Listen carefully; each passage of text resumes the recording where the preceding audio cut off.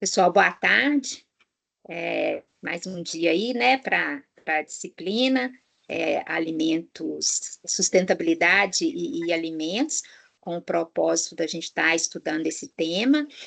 Hoje nós temos aí o pesquisador Gustavo Porpino, ele tem, né, conhecimento muito grande nessa área e vai poder falar um pouco para a gente aí do trabalho dele, mas eu prefiro, Gustavo, que você se apresente, né, para eu, porque eu vi lá, tem muita informação, aí você fica à vontade aí de falar, né, sobre sua trajetória e contar um pouquinho para a gente aí essa experiência, né, esse tema tão interessante, tão inovador. Obrigado, professora Renata. Boa tarde a todos e todas. É um prazer colaborar com essa disciplina da Universidade Federal de Minas Gerais, que foca num tema muito relevante e transversal. Eu comecei minha trajetória na Embrapa há 20 anos, na Embrapa Cerrados, em Planaltino. Trabalhei por lá 4 anos, depois fiquei uns 10 anos na Embrapa Sede, em Brasília, em diversas áreas, na Secretaria de Inovação, na comunicação. E em 2012 eu saí para o doutorado, fiz doutorado de 2012 a final de 2015, e estudei comportamento de consumo de alimentos, né, com enfoque maior em estudar fatores comportamentais de desperdício de alimentos, e uma pesquisa que coletou dados no Brasil e nos Estados Unidos. Eu fui pesquisador visitante na Universidade de Cornell, nos Estados Unidos, nessa área também de comportamento de consumo de alimentos. E desde então, de 2015, quando eu terminei o doutorado, eu tenho focado em pesquisas mais ao final da cadeia produtiva, com enfoque em comportamento de consumo de alimentos e também políticas públicas alimentares. Além do meu trabalho na Embrapa, eu colaboro com o Ministério do Desenvolvimento Social em algumas políticas públicas que focam, inclusive, na redução do desperdício de alimentos. Eu vou falar um pouco disso na minha apresentação. Também colaboro com o Programa das Nações Unidas para o Meio Ambiente, na Coalizão Global sobre o Desperdício de Alimentos, que foi lançada em 2021, na Cúpula dos Sistemas Alimentares da ONU, e em outras frentes aí do G20 e também da Organização das Nações Unidas para a Alimentação Agropecuária. Então, mais uma vez, obrigado pelo convite. É sempre um prazer trocar ideias com jovens estudantes interessados nessa temática. Eu não sou mineiro, eu nasci no Rio Grande do Norte, moro em Maceió há 5 anos, mas minha esposa é mineira, eu conheço as Minas Gerais, gosto muito. Eu acho que é um estado que representa muito bem a diversidade brasileira na mesa, né? Quando a gente fala em Minas Gerais, a gente sempre lembra de alimentos diversos, ricos.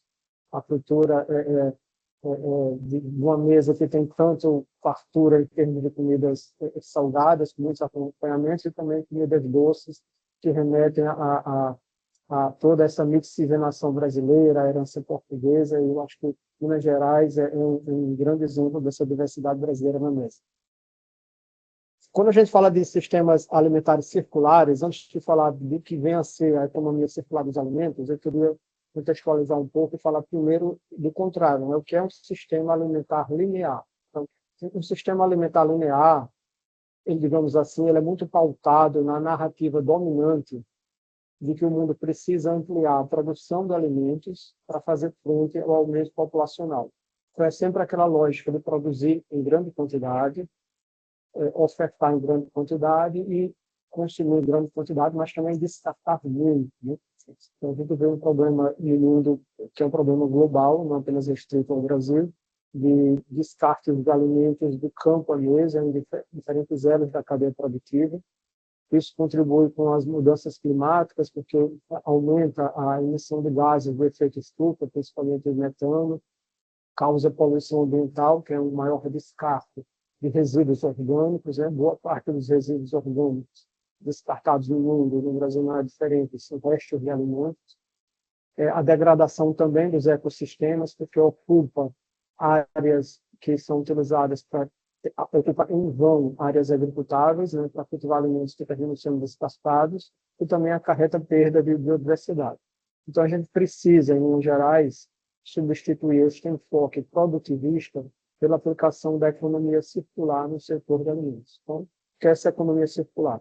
Em vez dessa lógica de produzir em grande quantidade, distribuir, consumir e descartar, a gente precisa reduzir a geração de resíduos, e quando não é possível reduzir a geração de resíduos, seja na etapa de produção, na etapa do varejo, né, da venda dos alimentos, e mesmo na etapa final do consumo familiar, a gente precisa implementar tecnologias e inovações sociais também para dar novos usos aos resíduos gerados, seja por meios mais simples, como, por exemplo, a compostagem, né? Então, diversas cidades brasileiras têm programas de compostagem que pegam, por exemplo, a poda das árvores, os resíduos dos supermercados e de feiras livres, transformam isso em composto orgânico, que é utilizado em hortas urbanas e hortas escolares. Isso é uma ideia que representa bem o que vem a ser circularidade, mas também pensar em soluções mais inovadoras, como, por exemplo, produção de biogás, e também em formas de conectar os diferentes programas que existem focados na alimentação. Então, por exemplo, se uma cidade tem um programa de hortas interessante, como é o caso de Belo Horizonte ou Curitiba, é interessante que o composto utilizado nessa horta faça uso dos resíduos orgânicos gerados em feiras livres.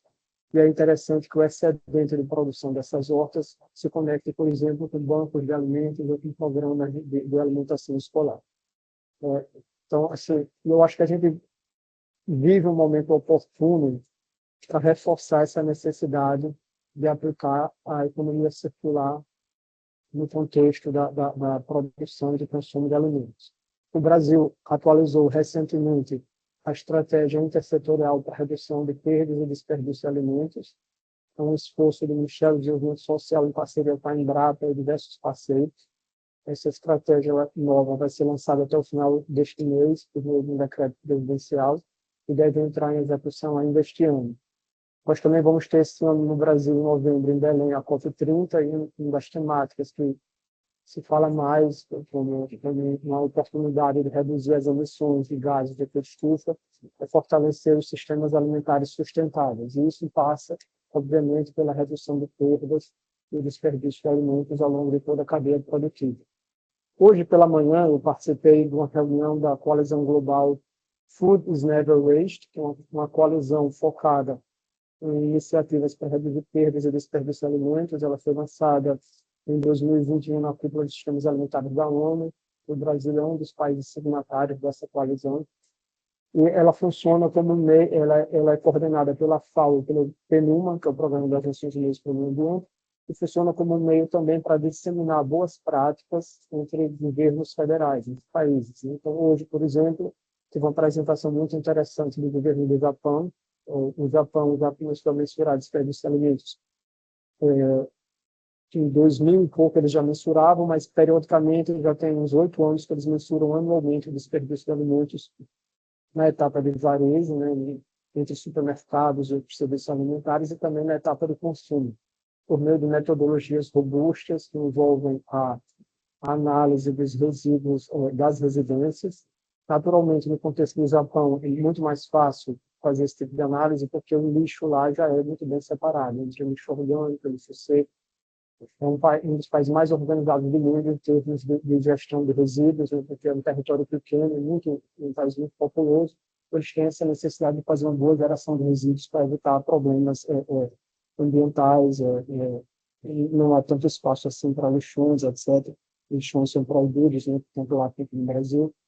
E também tem uma alta taxa de reciclagem no Japão. Então, eles fazem esse acompanhamento por meio de pesquisas, quantificando anualmente o desperdício de alimentos, implementam algumas estratégias que envolvem a educação dos consumidores, conscientização dos varejistas para doar alimentos e também para boas práticas para reduzir o desperdício, tanto no âmbito dos supermercados, da indústria de alimentos, como no âmbito do consumidor.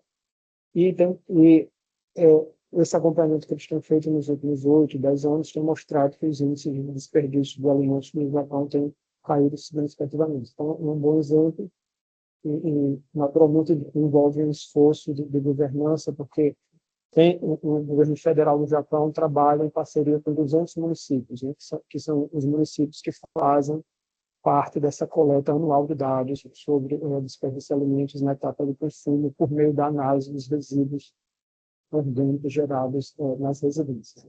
Então, envolve esforço de governança. O governo federal não pode atuar sozinho, tem que ter participação de diferentes níveis de governo e também do setor privado.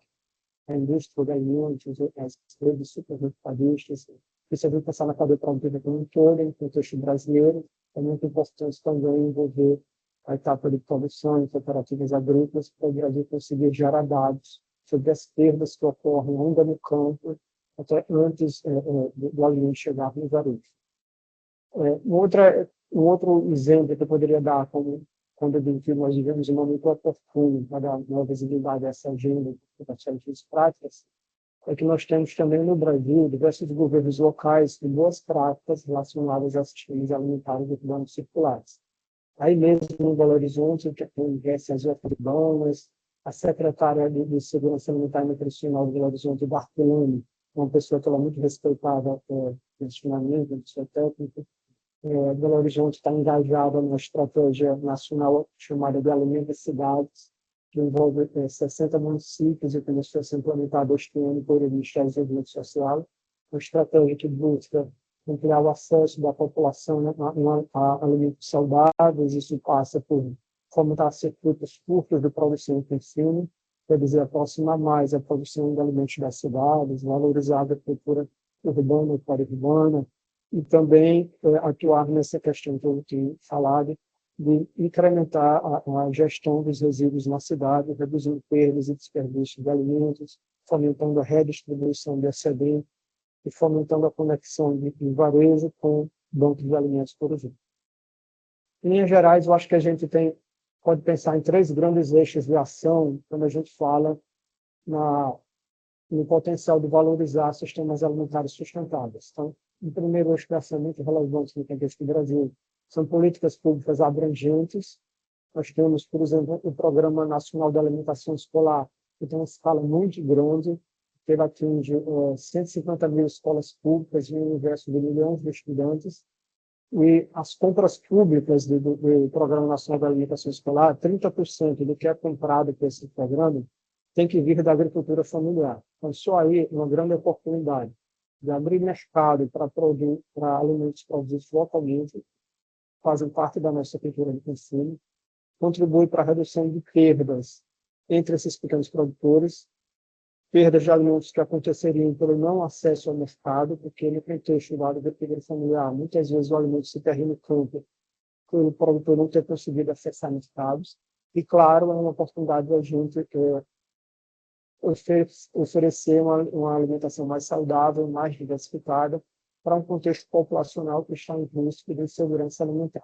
Uma outra questão importante é que o governo federal está reduzindo este ano, né, já reduziu, de 20% para 15% o limite de alimentos processados e ultraprocessados no cardápio das escolas públicas. E no próximo ano, essa taxa, que hoje é de 15%, que é o limite de processados e ultraprocessados, cai para 10%. Então, isso é muito interessante, porque além da exigência de 30% dos alimentos virem da agricultura familiar local, tem essa determinação de que 90%, a partir do ano que vem, dos alimentos ofertados na alimentação escolar sejam alimentos mais in natura. Então, isso é muito importante, porque a gente sabe que o consumo de frutas e hortaliças no Brasil acompanha renda. Então, as famílias de maior renda tendem a consumir muito mais frutas e hortaliças do que as famílias de baixa renda. E por meio de uma política pública, como o Programa Nacional da Alimentação Escolar, a gente consegue não só abrir mercado para essas frutas e hortaliças produzidas localmente, como também conseguir que essa parcela da população de menor renda consiga ter uma alimentação mais saudável, né? Nós vamos em conta também que o custo da alimentação saudável, globalmente, isso em qualquer país do mundo, é sempre mais alto do que uma alimentação baseada mais em processados ou ultraprocessados. Agora, permanece um desafio que a gente pode chamar de vontade política. Então, o que eu quero dizer com isso?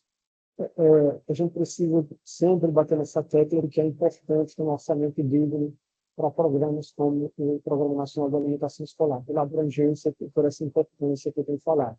No ano passado, o orçamento do Programa Nacional de Alimentação Escolar foi de 5,3 bilhões de reais.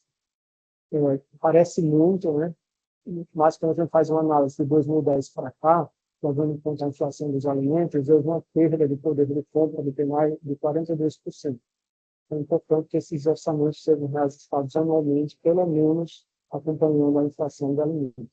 e é um desafio. Mas eu acho que não falta dinheiro para isso, mais uma questão de vontade política, porque esse ano o Brasil está destinando, por exemplo, para emendas parlamentares, mais de 50 bilhões de reais. Então, se a gente comparar com o orçamento do PNAE, por exemplo, o Brasil destina mais ou menos 10 programas nacionais de alimentação escolar para que deputados e senadores ofertem, digamos assim, emendas parlamentares. Então, é um desafio permanente, principalmente para a gente que abraça essa causa dos sistemas alimentares sustentáveis e reconhece a importância da alimentação como uma agenda de transição. Então, além dessa questão de políticas públicas abrangentes, um outro eixo muito importante é inovação, né? Inovações tanto tecnológicas quanto sociais, e principalmente inovações de base, que a gente chama grassroots, quer dizer, inovar nos territórios com aquelas comunidades que vivenciam a realidade local. Então, isso é muito importante, principalmente no contexto da agricultura familiar. Inovações que estejam alinhadas com a realidade dos pequenos agricultores, dessa imensa diversidade de territórios que nós temos.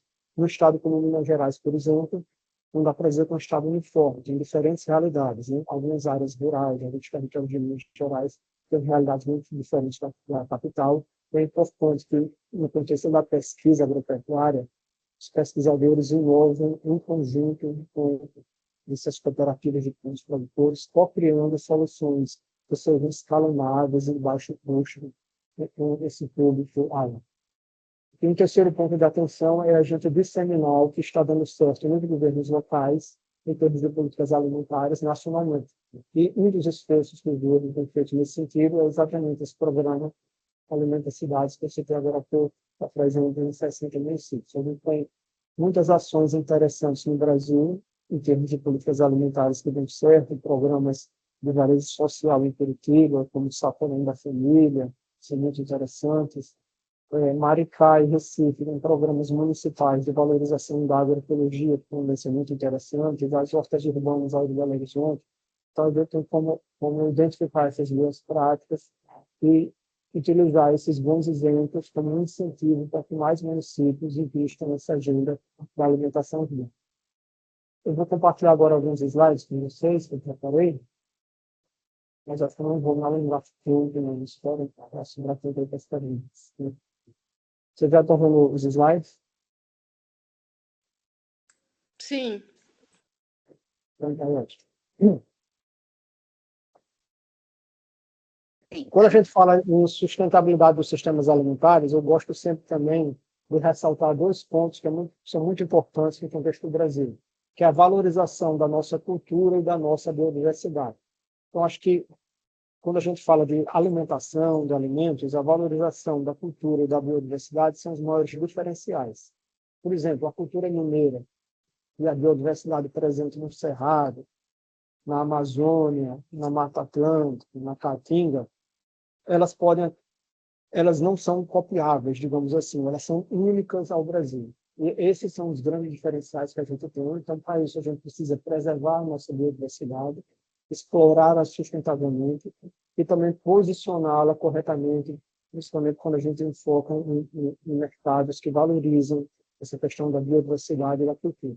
E a cultura, a nossa cultura também, ela é única, ela é múltipla, as culturas no Brasil são muito diversas, e são grandes diferenciais também para a gente posicionar melhor os nossos produtos alimentares.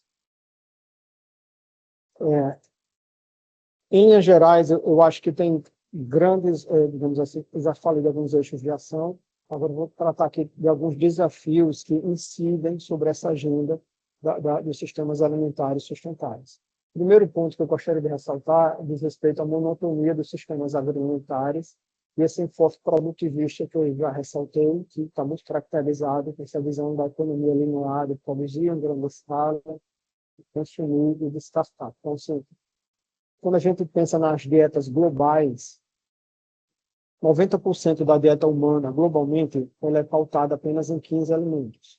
No Brasil, embora nós tenhamos mesas muito diversas, como essa visão que a gente tem da cozinha mineira, nós também temos uma dieta muito monótona. Se a gente pensar que boa parte das nossas dietas não faz uso da biodiversidade dos nossos biomas, né? A gente ainda conhece muito pouco as possibilidades de exploração e o uso culinário das espécies nativas do Cerrado, da Amazônia ou da Caatinga, por exemplo. E nós temos, certamente, o setor, o agronegócio do Brasil é muito importante para a economia brasileira, né? Gera uma balança comercial muito positiva, gera emprego e renda, é claro, mas, ao mesmo tempo, ela é muito pautada na produção de commodities em larga escala, principalmente algodão, soja, cana e pecuária de corte, e, com isso, a gente perde, de certa forma, uma certa oportunidade de focar nessa valorização da biodiversidade dos nossos biomas. Então, eu acho que a gente tem que conciliar esse agronegócio mais focado em exportação com uma agenda nacional mais forte de valorização da biodiversidade dos nossos biomas e valorização da biodiversidade para nutrição e alimentação.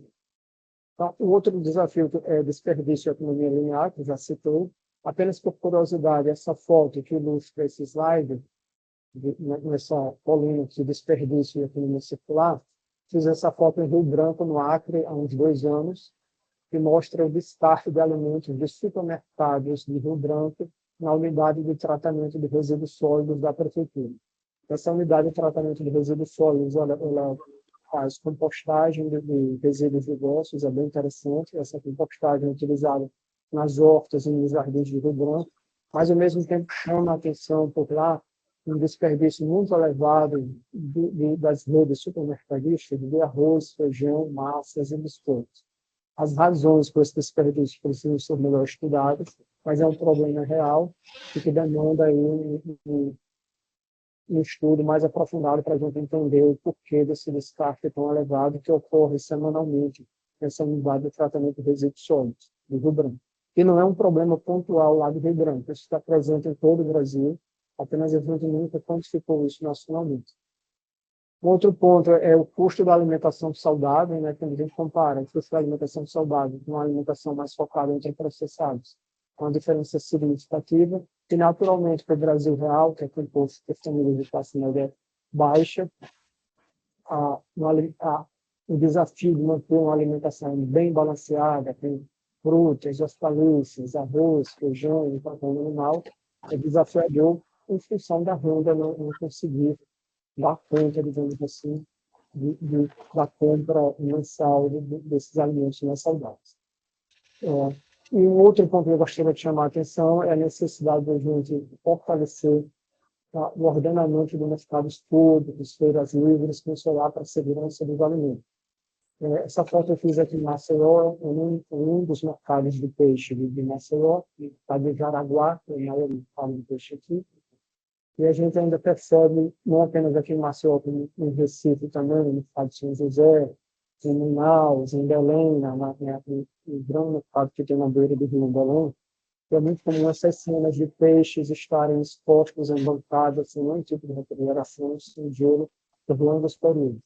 Essa é uma questão também de fiscalização e de vontade política para resolver esse problema, que basta uma bancada refrigerada, tem baixo investimento, e capacitar os feirantes para usar as mercadorias refrigeradas. Em algumas cidades já existem legislações específicas para isso, como, por exemplo, em Belo Horizonte e em São Paulo, e também é o caso da gente replicar essa legislação, transformando-a numa legislação nacional ou em outros municípios. Alguns conceitos importantes quando eu falo de perda e desperdício de alimentos.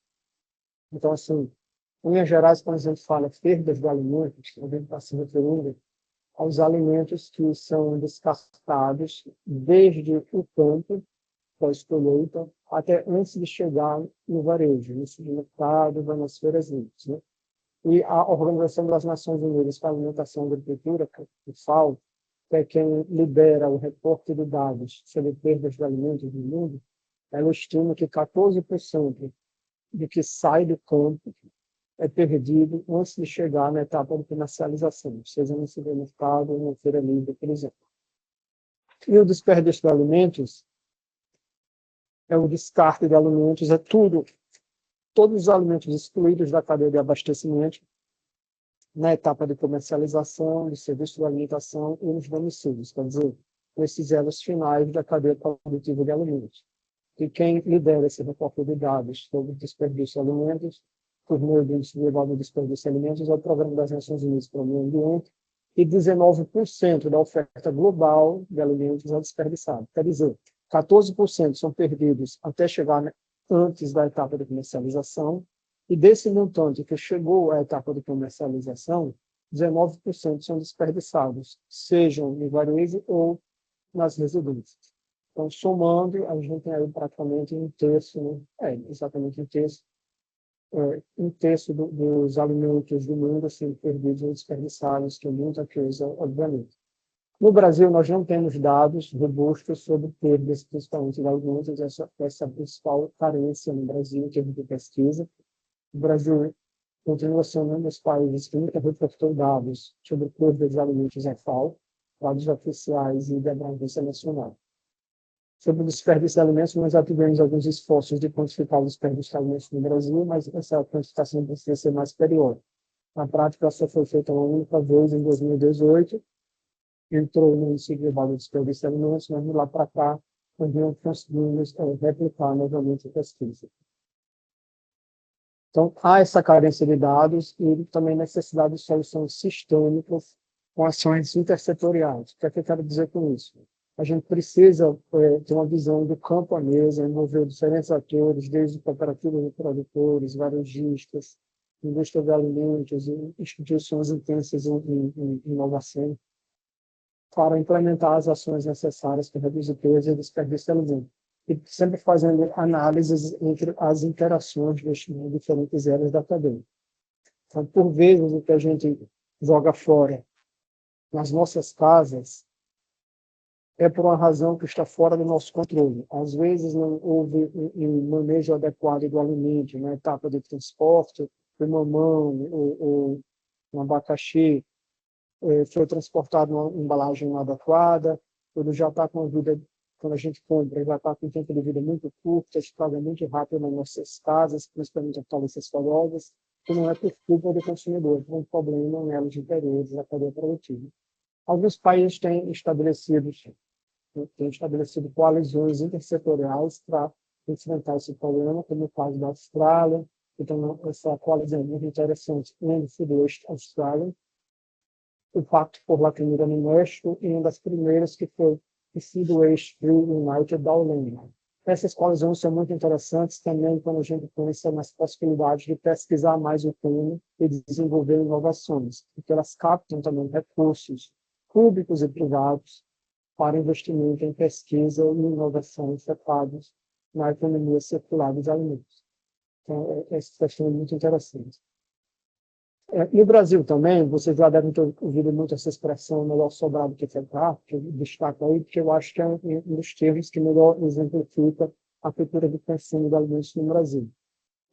Na pesquisa que a gente fez antes da pandemia sobre hábitos de consumo de alimentos no Brasil, em 2015, uma pesquisa qualitativa, e depois em 2018, uma pesquisa nacional quantitativa, essa questão da valorização da abundância se sobressaía muito, né? Valorização da abundância no momento da compra, na montagem do estoque abundante em casa, preparo abundante da comida, que essa visão que é melhor sobrar do que faltar, e muitas vezes o destaque das sobras das refeições por razões diversas, mas obviamente muito atrelado a essa questão da cultura da abundância.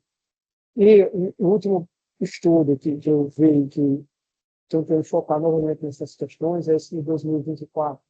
Está destacado aqui uma professora da Universidade Federal do Mato Grosso do Sul, a Thelma, no Brasil. Ela diz que a memória afetiva do alimento corrobora o desejo por meio da farta, formando desperdício aceitável. Então, nessa série que eles fizeram no ano passado, eles também chegaram a conclusões semelhantes a esses estudos que a gente fez em 2015 e 2018. Então, a gente pode desenvolver uma hipótese a partir daí de que a pandemia não mudou tanto este hábito de valorização da fartura no Brasil. Naturalmente, o desperdício de alimento hoje, se comparado com 2015 e 2018, pode ser que ele esteja mais concentrado em alimentos que não são arroz, feijão e proteína animal, como a gente viu lá atrás, por uma inflação de alimentos considerável, e o consumo de proteína animal, principalmente carne bovina no Brasil, caiu consideravelmente de 2015 para cá, em função do aumento de preço. É natural que o desperdício também tenha sido reduzido, mas isso é algo que a gente ainda precisa comprovar com dados empíricos, com pesquisas da abrangência nacional. Quando eu falei que a gente precisa analisar os anos da cadeia, então eu vou dar aqui um exemplo do que isso significa pelos prazos. Aqui do lado esquerdo, vocês veem uma foto que eu fiz no ano passado no supermercado de Londres, mostrando bananas perfeitas. Né? Então, no varejo europeu, de uma maneira geral, desses países mais ricos, né, na Inglaterra, outros países do norte da Europa, na Holanda, mesmo na França, na Espanha, a gente vê sempre alimentos perfeitos. Né? Então, banana, cenoura machucada, hortaliças perfeitas, cenouras visualmente perfeitas. O que é que isso implica? Implica um descarte muito grande no campo. Então, vocês veem aqui uma foto desse ativista Christian Stewart em Costa Rica. Costa Rica é um grande fornecedor de banana para o varejo europeu. E todo esse montante aqui de bananas está fora do padrão de qualidade do varejo europeu. Né? Nesse caso aqui são bananas ainda verdes, mas tem questões de formato e tal. E terminam apodrecendo lá no campo ainda, se não houver uma inovação social que permita que essas bananas sejam desidratadas ou direcionadas para um banco de alimento, ou sejam ou tenham algum processamento mínimo para distribuição para creches, etc. Então, sim, essa valorização da qualidade estética pelo varejo, pelas redes supermercadistas, termina gerando excedentes no campo e desperdício no campo. Isso também é um problema no Brasil. Os cinturões verdes de São Paulo, por exemplo, e na Serra Fluminense, que é uma grande produtora de hortaliças orgânicas, há um grande descarte de hortaliças folhosas, como alface, rúcula, também cenoura, principalmente tomate, em função de não atender aos critérios de qualidade estética dos varejistas que já têm contratos de compra com essas cooperativas de produtores. Então, nestes casos, o governo precisa, de certa forma, intervir, entre aspas, com inovações sociais que permitam que esse excedente de produção, em vez de ser descartado no campo, possa ser direcionado, por exemplo, a um banco de alimentos. Então, pode existir um modelo de compra pública que foque neste excedente de produção, que tem qualidade nutricional, que é perfeitamente saudável e seguro, mas que apenas não está sendo comercializado porque está fora do padrão de qualidade exigido por por algumas redes características. Também tem soluções muito interessantes, como, por exemplo, o programa Mesa no Campo, do SESC do Rio de Janeiro, que remunera os produtores da Serra Fluminense para fazer a colheita desses alimentos que não atendem ao padrão de qualidade do varejo, e esses alimentos são distribuídos para bancos de alimentos do Programa Mesa Brasil, que vocês devem conhecer. O Programa Mesa Brasil está presente em todas as capitais brasileiras, é uma inovação muito interessante, que combate tanto o desperdício de alimentos quanto a fome. Também podem ser pensadas em conexões entre produtores rurais e bancos de alimentos, mediadas a compras públicas, como eu citei. Aí, em Minas Gerais, tem um caso interessante, que é a Prefeitura de São João del Rei, que começou no ano passado, o programa Colheita Solidária, que é uma compra pública focada exatamente nesses alimentos que estão fora do padrão de qualidade exigido pelas redes varejistas e que estavam sendo descartados no campo, mas que são saudáveis, têm valor nutricional igual ao alimento que não é tão bonito, digamos assim, e por meio dessa compra pública, a Prefeitura de São João del Rei, que também administra o Banco de Alimentos, pode distribuir esses alimentos para as distribuições cadastradas e destinar, por exemplo, para creches, abrigos de idosos, etc. Então, é uma inovação social replicável que pode também ser testada em outras cidades, Brasil afora. Outra iniciativa muito interessante que exemplifica bem a economia circular dos alimentos é a fábrica de desidratados do Maricá, no Rio de Janeiro. Então, nessa fábrica de desidratados, a Prefeitura do Rio compra bananas produzidas localmente, que não atendem ao padrão de qualidade estética do varejo, né? São bananas que já estão assim, com essas manchas, já estão maduras, mas são saudáveis e permanecem com o mesmo valor nutricional. Essas bananas elas são higienizadas e desidratadas, né? e embaladas a vácuo e distribuídas para escolas, para creches, abrigos de idosos. Uma inovação interessante, porque gera renda localmente para os produtores rurais que vão descartar essas bananas, incrementa a alimentação de creches e de abrigos diversos, e também os resíduos gerados, os talos e as cascas da banana, eles se transformam em composto orgânico e utilizam nas praças agroecológicas do Maricá e também na fazenda pública. Então, mostra todo um ciclo virtuoso da economia circular dos alimentos com uma abordagem bem interessante. Outra questão que eu já ressaltei quando eu falei do custo da alimentação saudável, mas eu também gostaria de exemplificar agora com um exemplo prático, é que é importante, na hora que a gente vai delinear políticas públicas, refletir um pouco sobre o que o Brasil real, no contexto da classe média baixa, consegue comprar. É muito comum a gente ver, por exemplo, os supermercados posicionados para alta renda, aqui em Maceió, que é uma cidade do Nordeste, não produz tantas frutas e hortaliças. A gente tem aqui uma unidade de alface americana, que não é orgânica, sendo comercializada a R$ 12. Um quilo de tomate, nesse caso orgânico, deve ter sido produzido no interior de São Paulo, tem um custo de transporte até aqui, sendo comercializado por R$ 50 o quilo, né? R$ 20, 400 gramas. Ao mesmo tempo, a gente vê essas promoções de 3 pacotinhos de biscoito por R$ 12, que é o preço de uma unidade de alface. Naturalmente, uma mãe de família, um pai de família de classe média baixa, se ele tiver que optar pela compra de uma alface, tem 3 pacotes de biscoito, é quase certo que ele vai comprar 3 pacotes de biscoito, não é fácil. Então, para a gente direcionar o Brasil real para uma alimentação saudável, o preço da alimentação saudável precisa ser mais acessível. E para que o preço seja mais acessível, a gente precisa fortalecer cinturões verdes no entorno das cidades, ter políticas públicas que valorizem a agricultura familiar, a agroecologia, a agricultura urbana e interurbana, como eu falei, e isso demanda vontade política e financiamento de indivíduo. Acho que no âmbito do governo federal a gente avançou muito nos últimos anos, mas a gente precisa continuar trabalhando, principalmente com governos locais, para que eles reconheçam mais a importância dessa agenda transversal da alimentação, que tem impacto na saúde, na geração de emprego. Valorização dos circuitos curtos de produção e consumo, pode dizer, aproximar produtores rurais da população urbana, gera renda no campo, saúde na mesa, e além de conectar-se com essa tendência de valorizar o alimento local e reduzir perdas derivadas da falta de acesso ao mercado. E essas fotos são do mercado da agricultura familiar em Natal, um mercado muito interessante, que tem uma parceria do governo do Rio Grande do Norte com o SEBRAE, que fez toda essa paginação, digamos assim, do mercado, com elementos da cultura local, com pinturas interessantes, mostrando alimentos que são cultivados localmente. Boa parte desses alimentos vendidos nesse mercado são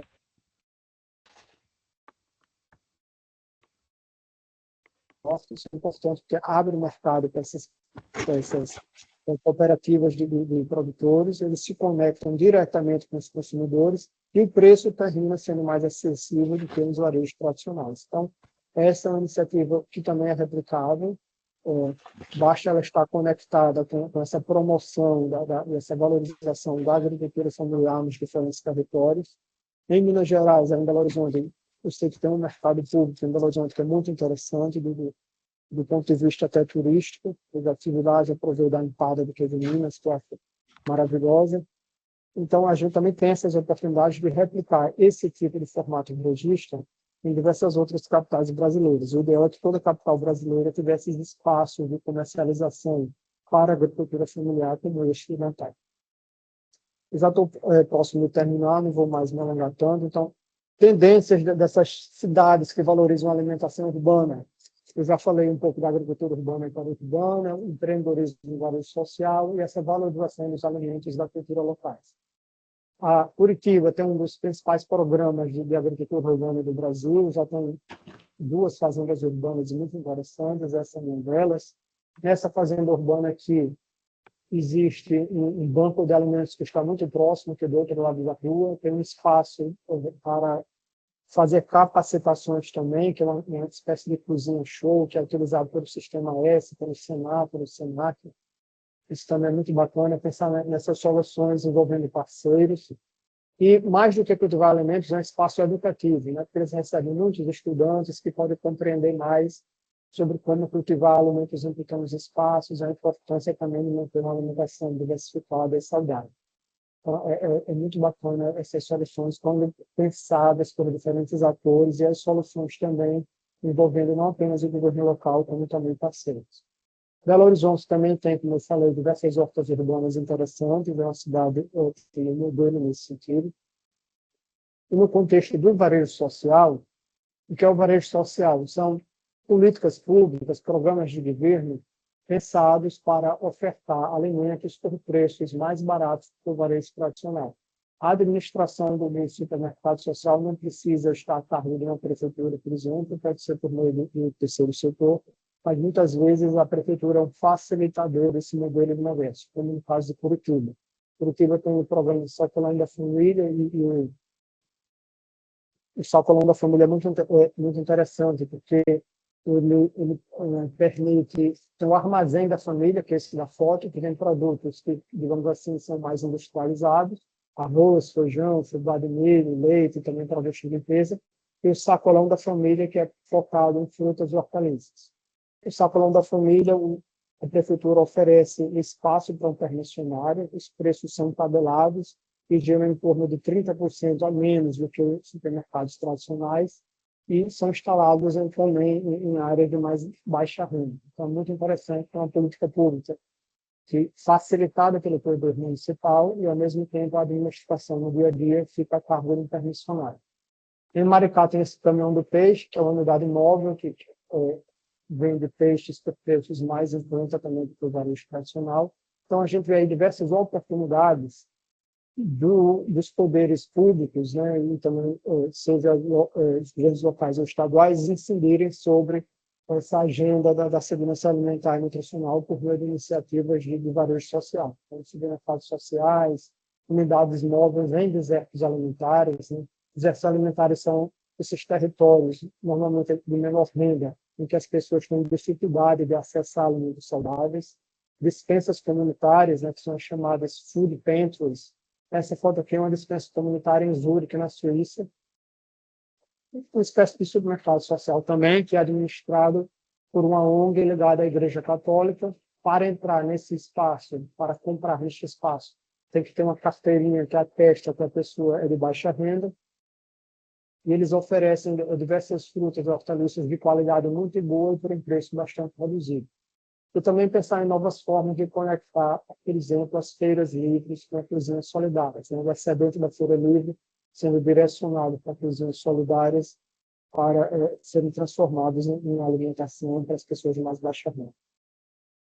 Esse aspecto aqui da cultura e da biodiversidade, acho que já falou, já explorei bastante. Né?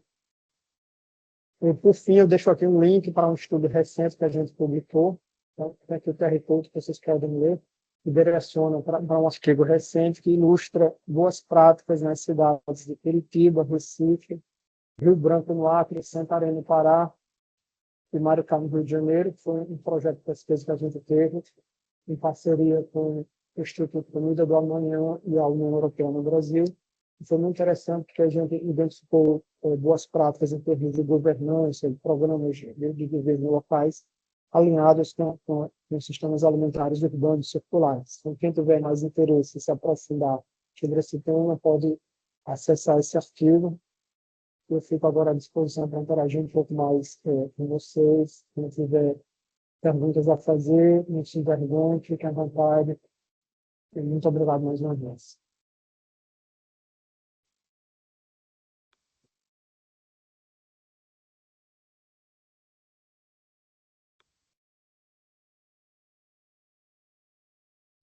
Muda. Gustavo, muito obrigada. Realmente, assim, é muito interessante e necessário, né? Então, e eu gostei muito, assim, que você, né, conseguiu, Belo Horizonte, então a gente já situou aí. Eu gostaria de saber se alguém quer perguntar alguma coisa, aproveitar aí o Gustavo. Pode levantar a mão. Enquanto eles pensam aí, Gustavo, tem duas coisas que eu tenho, assim, curiosidade, que quem sabe você pode né, me ajudar a pensar aí. É a questão da cesta básica, essa discussão em relação a colocar, né, produtos em natura, como que está essa discussão, se ela existe, se existe, você tem conhecimento, assim, de algum movimento, alguma coisa, porque a gente sempre questiona, mas, assim, realmente não é simples, né? Tem tido esse movimento de valorização de uma cesta básica mais saudável, né? É, a cesta básica de alimentos hoje ela é composta mais, conseguiu se ampliar os alimentos in natura na cesta básica, e essa nova determinação é, é, o Programa Nacional de Alimentação Escolar, reduzindo o percentual de alimentos processados e ultraprocessados, também tem um grande impacto, dada a dimensão, como eu falei, do Programa Nacional de Alimentação Escolar, que está presente em 150 mil escolas.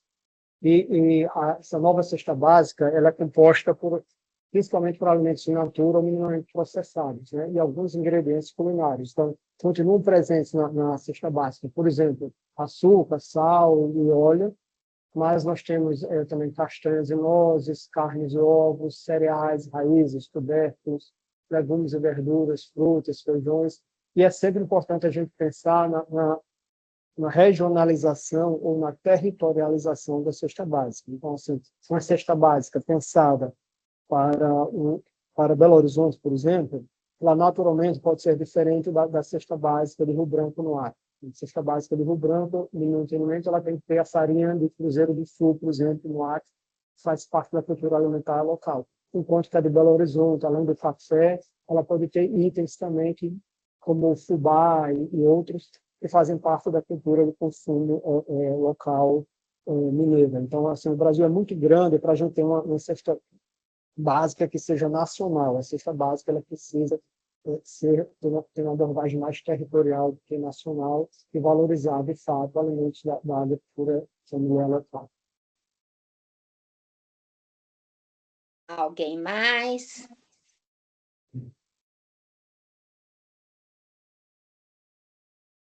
Gustavo, outra coisa que eu acho também interessante, né, que tem em alguns países, aqui em Belo Horizonte só tem um, aí eu já acho que é monopólio, fica difícil, que é aquele projeto de você comprar em padarias, sacolões, produtos que estão para serem descartados com um preço bem reduzido.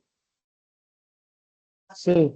Eu tenho costume de procurar, de olhar assim para ver, né? Mas realmente assim, aqui em Belo Horizonte, infelizmente, só tem um supermercado que é mais assíduo e não acho assim que deveria ter outros. Mas eu fico pensando assim, será que alguma alternativa, né, do governo com esse recurso caberia? Porque se esse sistema privado funciona bem, né? Eu acho que se ele existe e tudo, ele, né, funciona, assim, poderia ampliar mais. Mas existe alguma possibilidade? Já pensaram nisso, nessa alternativa? Porque eu acho que funciona, né? É interessante. Existem algumas startups, né, essas empresas nascentes, muito focadas em tecnologia, que têm crescido bastante e abordam esse nicho de comercializar por um preço bastante reduzido alimentos que estão próximos à data do vencimento. Às vezes são alimentos prontos de restaurante, como também são alimentos estáveis de prateleira, de supermercados, ou até mesmo indústrias que têm excedente. Então, tem um aplicativo chamado Food to Save, por exemplo, que está crescendo muito, em São Paulo principalmente, e já tem várias empresas engajadas, mas ainda não está tão presente em outras capitais. Aqui em Maceió, por exemplo, a gente não tem. Agora, no âmbito de políticas públicas, a maior oportunidade que eu vejo é de nós termos algum programa que possa reduzir o excedente de produção, que ainda é descartado, na etapa de produção de alimentos mesmo. Então, por exemplo, recentemente eu estive em Nova Friburgo, no Rio de Janeiro, para conhecer em loco o programa Mesa no Campo do SESC. Esse Mesa no Campo, no Rio, ele atua com a APRAFOL, que é a cooperativa de produtores do distrito de São Lourenço, no Friburgo, e envolve 150 famílias, uma cooperativa relativamente pequena, são 150 famílias de pequenos produtores. Mas o excedente de produção semanal dessa cooperativa é de 36 toneladas de hortaliças diversas, em rabanete, malhobrinho, muito tomate, que não são comercializados porque não atendem a esse padrão de qualidade histórica do varejo. Então, o tomate é muito grande, tem formato muito diferente, a abobrinha é muito grande, o rabanete também, o varejo não compra, tem aquele padrão que o varejo compra. Então, essas hortaliças, elas terminam sendo descartadas se não houver uma intervenção de inovação social, digamos assim. Então, no caso desse programa no campo, eles conseguem distribuir em torno de 18 toneladas por semana desse excedente de produção dessa cooperativa de Nova Friburgo. Então, em vez de estar descartando 36 toneladas, pelo menos a metade está sendo salva via esse programa do SESC. Então, eu acho que essa é uma solução que ela é escalonável, poderia estar presente no Brasil como um todo, e para isso poderia existir uma política pública que focasse exatamente nessa questão do que fazer com esse alimento que está no campo, que é nutritivo, que é saudável, mas que por vezes é descartado desse problema de conexão da etapa de produção com os varejistas, que são os principais compradores. Uma outra oportunidade de intervenção que eu vejo é o excedente que existe nas centrais de abastecimento. Se a gente pegar as 5 maiores centrais de abastecimento do Brasil, aí na Grande Belo Horizonte tem uma central de abastecimento muito grande, em termos de volume de comercialização. Tem a CEAGESP em São Paulo, que é a maior do Brasil, tem a do Rio de Janeiro, que está entre as 3 maiores, e tem uma muito grande em Juazeiro, na Bahia, porque ela comercializa boa parte daquela produção de polo de fruticultura de petrolina. E é um excedente muito grande, um descarte muito grande de alimentos nessas 4 ou 5 centrais de abastecimento. Então, o que fazer nesse excedente? É preciso a gente pensar em soluções que envolvam a redistribuição do que é saudável e seguro para bancos de alimentos, para cozinhas saudáveis, mas também pensar no que fazer para que esse resíduo não seja meramente destinado ao lixão, né? Se vai ser produzido biogás, se vai ser feito compostagem, e para isso uma política pública também seria útil.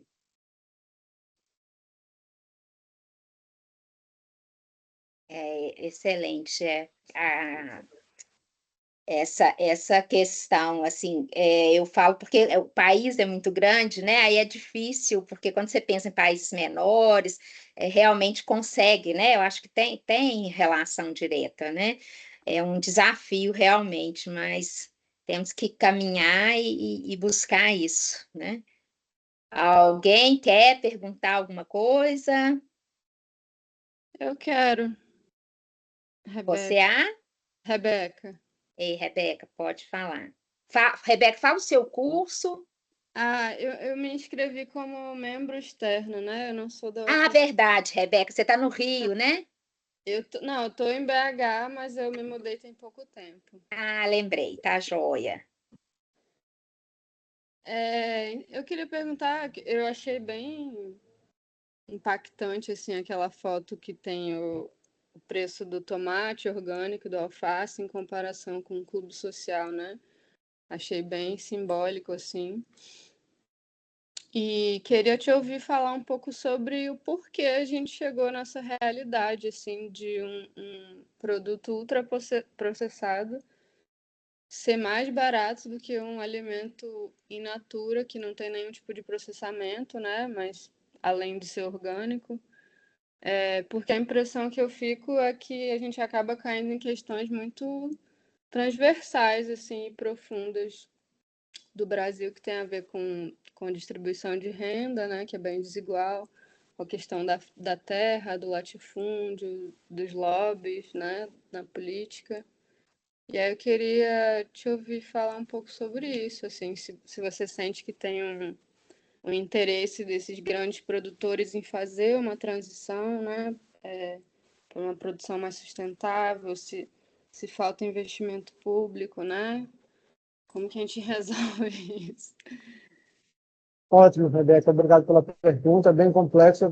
Poderia falar, renderia toda uma outra apresentação, mas muito bom. Então, nesse caso aqui, primeiro a gente precisa refletir um pouco sobre a história da Alagoas e do contexto local. Então, Alagoas, historicamente, é um estado que foi sempre dominado pelos monocultivos de cana-de-açúcar, que se fizeram grandes engenhos, né, barões de engenho.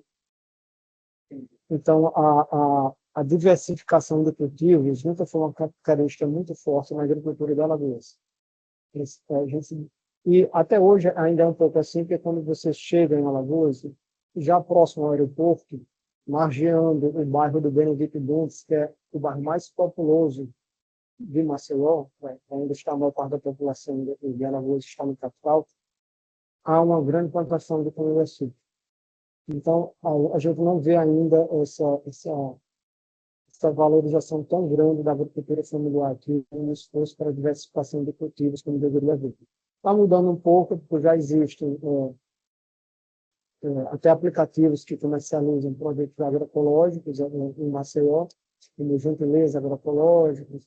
Tem uma feirinha orgânica que ocorre a cada 15 dias, da Federação dos Trabalhadores da Agricultura de Alagoas, a FETAG, mas ele é apenas quinzenal, então se vocês, sempre em sexta-feira, se você esquecer aquela sexta-feira que aconteceu a feira, vai ter que aguardar mais 15 dias para ir na seguinte.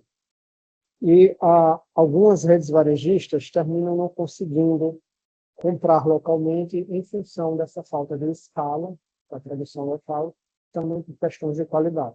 Então, aquela foto que eu mostrei é de um supermercado que está mais posicionado para alta renda, e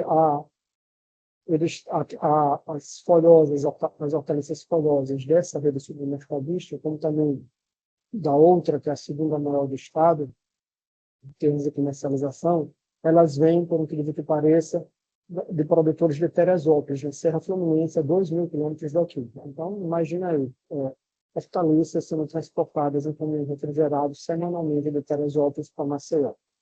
Obviamente, vai chegar aqui com um custo muito elevado. Então, isso explica o porquê dessa diferença.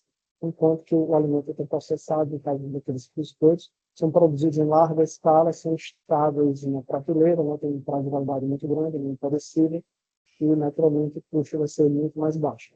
Então, para que a gente reverta essa lógica do saudável ser sempre mais caro, e aí um ponto também, você tem que já tem iniciativas muito interessantes aqui de valorização da agroecologia, aplicativos e tal, mas são todas soluções pensadas para o segmento da alta renda. Então, classe média baixa não tem condição de comprar tomate orgânico, cenoura orgânica, alface, rúcula orgânica, nesses aplicativos que existem aqui em Maceió. Porque, primeiro, tem uma compra mínima de R$50 e uma taxa de entrega de R$10. Você tem que gastar no mínimo 60.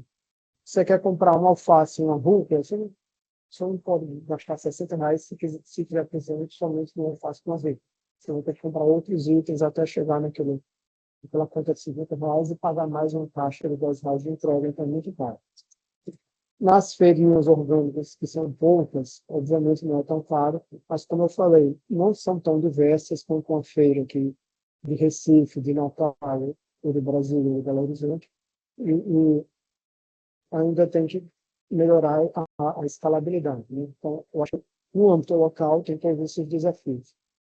E pensando no âmbito nacional, eu acho que o problema é um pouco semelhante, mas naturalmente passa por questões também até de financiamento da agricultura familiar. A agricultura familiar é preciso ter acesso a juros menores, se desburocratizar esse financiamento da agricultura familiar, ter melhorado o montante de recursos que é destinado para a agricultura familiar, mas quando a gente compara com grandes cadeias produtivas, como soja e outras mais, o montante de recursos ainda é muito baixo, né?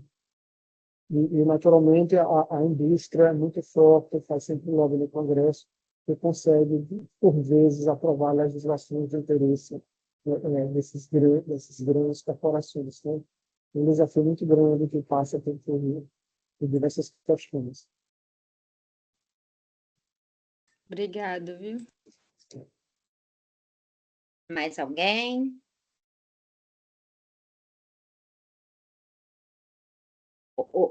O Gustavo, só mais uma questão aqui.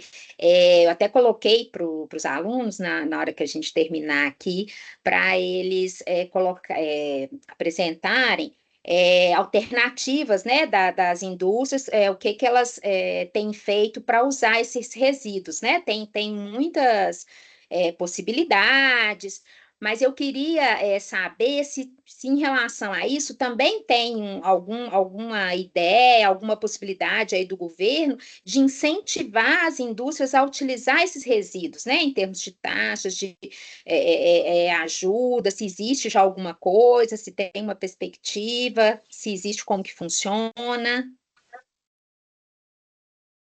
Inclusive, vai ser lançado ainda esse ano o Planaro, que é o Plano Nacional de Redução de Geração de Resíduos Orgânicos e Fomento à Compostagem. O nome exato, eu não estou lembrando, mas a sigla é Planaro, é uma iniciativa do Ministério do Meio Ambiente, dos outros ministérios, que estão trabalhando muito fortemente com governos locais. Florianópolis, por exemplo, é um bom exemplo de gestão de resíduos orgânicos. Curitiba também, eu acho que está indo bem. E eles querem envolver também o setor privado. Eu não sei exatamente com enfoque na indústria o que está sendo pensado, mas a lógica principal é fomentar a eficiência da gestão de resíduos, a redução da geração de resíduos e incrementar a compostagem para os resíduos orgânicos que são gerados no âmbito dos municípios. Ótimo. Mais alguém? Ô, Gustavo, te agradecer novamente, né? Foi muito interessante, muito rico. Depois eu vou disponibilizar e aí te envio o link também, que acho que é interessante, né? Se você quiser compartilhar. E né, vamos continuar aí com essa expectativa, né? Só de melhorias mesmo. Pessoal, vocês continuem aí, né? Nós vamos despedir do Gustavo, que tem uns afazeres aí também. Te agradeço muito pela disponibilidade e eu vou continuar aí com a turma conversando com eles mais um pouco. Obrigada, Gustavo. Depois eu te envio também o certificado, tá bom? Obrigado, professora Renata, a todos e todas. Foi um prazer. Estamos sempre à disposição aqui no Embrapa Alimentos e Territórios. Um abraço a todos e todos. Um abraço, muito obrigada.